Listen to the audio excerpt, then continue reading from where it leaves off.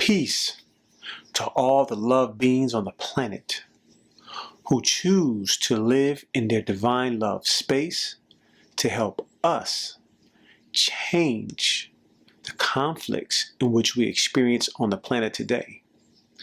I want to dive deep a little bit. I want to take you guys into the internal space in which we tend to hide from, which is our love. It is an energy that we try to protect because we are too afraid to be vulnerable enough to expose that love to the world in which we live in.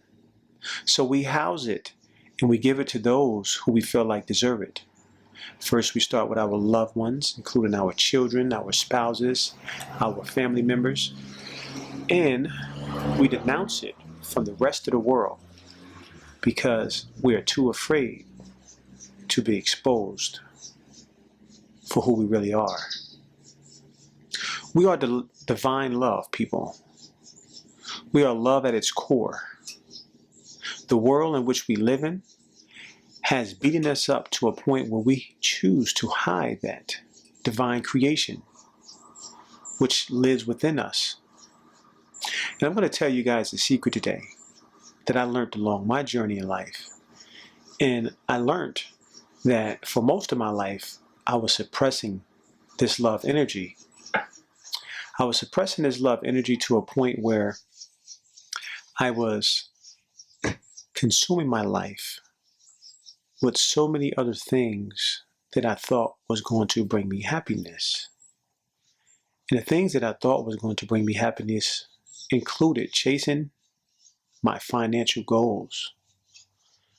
I was at a disarray because I felt the more I stayed busy and the more I accomplished these things of vanity, they would give me a sense of purpose, when in fact they took me further away from my purpose. And it took me some time to realize that what I was internally suffering from, in which most of us are suffering from, is the fact that our love energy is being silenced. We are stuck in a world or trapped in a world where we have to protect our love energy. And that energy in which we protect allow us to suffer. And we hope to run across someone that we can exploit that energy to. So we seek out a mate, a partner, someone in which who we will be able to experience our love creation with them. But unfortunately, we don't, because the other person may not be willing to exploit their love energy. They may be doing it in certain ways, and I'll tell you how most of us do exploit our love energy. We exploit it by giving gifts to one another. That is a way of saying I love you. When we go out and we buy nice things for those who in which we are living with or what have you, we go out and we buy these tangible things that make us feel purposeful or make us feel like we are expressing our love energy to a person, in which we are, but that kind of runs out because we have to find ourselves continuously figuring out a way to give gifts. And gifts become the symbolism or symbolic point of our love because we are not sitting down engaging our love energy, exploiting our love energy, and being vulnerable with our love energy. We are continuously trying to figure out how we can continue to add more things because this is a way of expressing our love energy. See, the more we try to hide from it, the more we are exploiting it in ways that we don't realize we're doing it.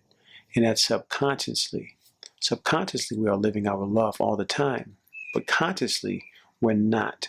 And that's what causes us to be in a conflict with ourselves. And that's what causes us to experience the planet in which we live on, which, when we look at the individuality of how we all are suffering.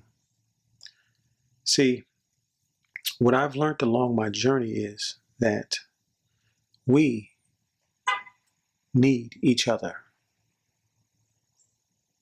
There is no such thing as the independent mind. That is an illusion within inside of itself. See, when you go back and think about the reality of reality and not the illusion of reality, you'll start to realize that your whole existence has been reliant. That means from a child, you relied upon someone to give you guidance, someone to love you, someone to nurture you, someone to feed you, someone to give you wisdom, someone to give you experience so that you would be protected in the world in which you were growing up in. Somehow, in this psychological mess that we've created, we have created the illusion of the independent mind. The independent mind does not exist because there is no reality in which we have experience that shows it does. And the reason why I say that is because if you look around you, you look at all the philosophers, scholars, scientists, they're not independently supported. They're supported through the collective, those who they can take the idea or ideas to and get support. So that means if it was truly independent, it wouldn't need the observation of another mind. And I say that to say this is that when we fall away from the illusion that we are independent beings and that we need to collectively cohabitate with each other and understand the energies in which we operate within, we will begin to realize how important it is for us to live amongst each other in a space of unconditional love. See, we all are growing at different experiences and different speeds in our life. So therefore, one who has already had that experience must be willing to exercise the patience and understanding towards one's growth and development that they have not yet come through, which removes us from judgment. And when we are able to remove ourselves from judgment, we are able to free ourselves from stress and anxiety, because now we get into a mindset of being better than, when in fact we are not. We're just more experienced. Let me say that again. We are not better than, we're just more experienced. And the more experienced mind that has experienced the creation a little longer in different ways than the mind that you may be experiencing it with, that may be frustrating you, that they may not be getting exactly what you're getting, should show you how reliant we are upon each other. See, the mind that has the inexperience compared to your mind who has the experience needs your mind, not your judgment. They need the wisdom, they need the understanding, they need the love energy to help them elevate so that they can be purposeful in helping someone else elevate. As we're living and experiencing, because that's all we do is live and experience. Philosophy and teachings allow us to become prisoners to their outlooks. And once we become a prisoner to their outlooks, then we become anxious to manifest their illusions. See, as I continue to learn and grow in my life, in my experience, I realize something. I realize that I must be okay with everything. I must be okay with everything because everything is me. Whether or not I'm personally living that experience, I know and understand that the mind collectively is one. We have to get out of the mindset that the mind is independent and start to realize that it is reliant and it needs each other to collectively operate to grow and develop. Freedom is found within that space. Anxiety and depression is found in the other space.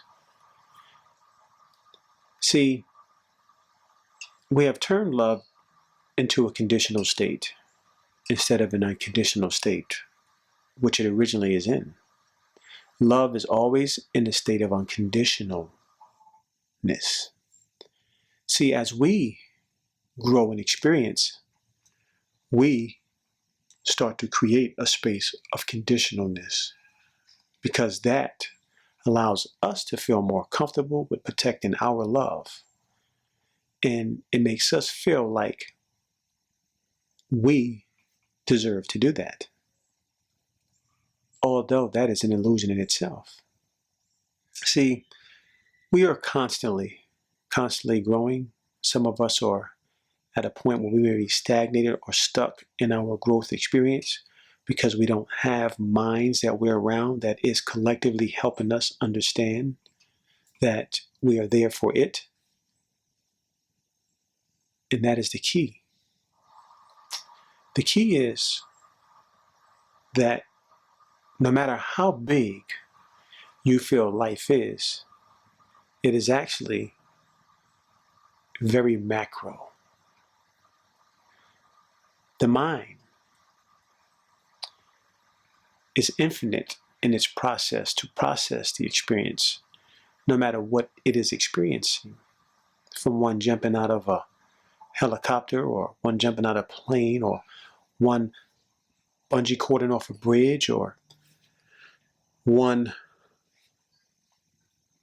climbing Mount Everest, or one getting into the mindset to explore the reality in which it wants to explore. See, we have forgotten that the mind is a free energy, and it has always been a free energy, which is why you see the existence of what you see existing, which is why sometimes you can't explain the things that you see or experience, because you have a hard time wrapping your mind around something in which you have no information to support its theory or its facts. See, nothing in which we experience is wrong. Nothing in which we experience is right. These are laws that we've created to govern ourselves so that we don't trip up again. So, but the reality of the reality is that the wrong needs the right, and the right needs the wrong. So it has to support each other in order for us to even create a law of protection. So these are the ways that we have learned to survive in the creation of itself. Now, some of us choose to believe that there is something or someone that created this vast space of experience. And some of us know that it doesn't need to be explained. It just needs to be experienced. See, most who try to explain its beginning or its ending find themselves in a state of depression and mental illness, because now they are combating the illusion of what they feel is correct. We have to be willing to remove ourselves from that illusional space of internal destruction. Let's remove ourselves from that space of internal destruction. And let's start opening our eyes, and let's start experiencing the experience of life and how it is willing to give itself to us, and also our participation in it. We have a choice to experience any reality in which we choose to experience that we see others experiencing, without judgment. Yes, will there be those who have the mindset of judgment? Yes, they will be, because they have not yet stepped into this understanding of oneself to realize that there is no such thing as judgment. There is only the experience in which we experience. There are things that we have choose to experience in our life that we will never choose to experience again. Because we got the experience. We know how it feels. We didn't like the way it made us feel. So we decided to step away from that experience and not experience again. But we cannot be judgmental for those who choose to experience the reality in which they want to experience. Now, although I know that may be difficult for us to accept, but that is the reality in which we will always live, in a reality that you will never be able to change, because no matter how you feel about the reality of experience, it will continue to experience itself the way it chooses to. Whether you are participating in that experience or not, or someone else is participating in that experience, it is the course in which the way the universe operates. So what I want to leave you guys with today is to understand or understand that in order for you to get free from the illusions of life and start to gravitate towards the reality of life, you must be willing to go inwardly and look outwardly at things that will forever exist in a manner that they are supposed to. See, there is nothing wrong with the experiences in which we are experiencing. It is just the illusion of a feeling and emotion that we have created to allow us to feel that way. Now, I want to say to you guys that if you are stepping in to the light of your love, you are stepping into the light of an understanding that must be granted inside of the paradigm of the universe in which we experience our lives. So when you see things happening around you, inhale and exhale so that you may know that the next breath that you're taking is allowing you to get to the next experience of yourself. Yourself, in turn, is everything and everyone around you. Let's be mindful that in order to create peace on the planet, we must be willing to step into our love being, and that love being must be exercised in an unconditional manner towards those who have not yet discovered that love that exists inside of them, to repeat the process of our ever-evolving universe.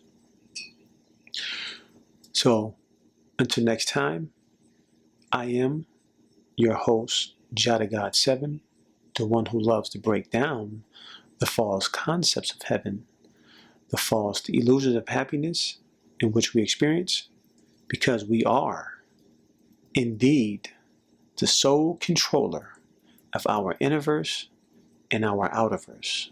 So let's be mindful to exercise our supreme thought and our supreme conscience so that we can become the supreme being in which we all seek. Peace. Until next time, may you continue to discover your unconditional love. And may you embrace being a love being, for that energy is the energy that will house you and everyone else. Peace. Peace.